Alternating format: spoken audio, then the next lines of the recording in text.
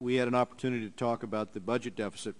And one of the things you said, which I think was very impactful to me, you said in response to a question I asked, certainly trillion-dollar deficits as far as the eye can see would not be sustainable. And we had the CBO director, Elmendorf. He came out with his own analysis, which you're familiar with, sort of a sounding the alarm. And he had a couple of observations. One, he said with respect to the growing expanse of the government at the expense of the private sector, he made some observations in terms of squeezing out in the future economic growth on the private sector side. And then he said about the cost, for example, the health care bill that's moving. He said that legislation significantly expands the federal responsibility for health care costs. He said the way I would put it is that the cost curve is being raised. And he went on to express his concerns. I think one of them is in the middle of a recession. We see the government shifting. We have a government-run economy, basically, or we're beginning to move in that direction, and the deficits are appreciably higher.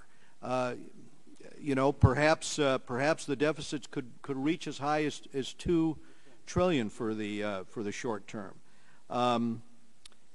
Earlier this year, the CBO projected that the federal government would need to go out with $2 trillion in treasuries in order to fund the deficit.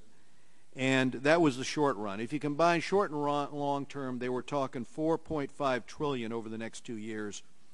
The bond market has never seen such a large bond issuance in such a short period of time. So I was going to ask you about your perception on the ability of the bond market.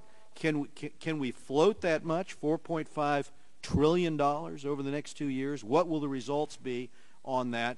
And do you have a concern with the pace at which government is growing relative to the private sector here and the added responsibilities on the public purse that Congress is in the process of enacting? I think the ability to float a large amount in the short to medium term depends on the credibility of a longer-term plan that brings the deficits down. If the markets don't think that you're on a sustainable path, then they will bring forward in time their concern about future deficits. So it's important to have, as I said before, a medium-term sustainability plan. I will say one thing about healthcare costs, which is that that's the most important determinant right now of our long-run fiscal situation. And even under the status quo, we have a very serious problem. And so we do need to address that problem in some way, because given the aging of our population, the increases in medical costs are going to be a huge burden on our fiscal balance. Well, on that very subject, here's what the head of the CBO said about that.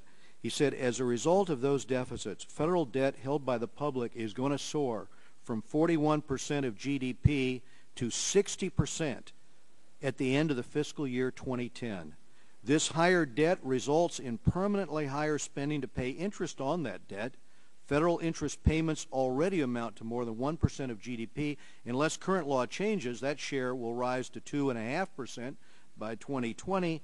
And he says the federal budget is on an unsustainable path because federal debt is going to continue to grow much faster than the economy over the long run, and large budget deficits would reduce national saving, leading to more borrowing from abroad and less domestic investment, which in turn would depress economic growth in the United States. Over time, accumulating debt would cause substantial harm to the economy. Substantial harm. Do you agree with the CBO's estimate on that subject of accumulating that amount of debt? If fiscal policy stays on an unsustainable path, I do agree with it, yes.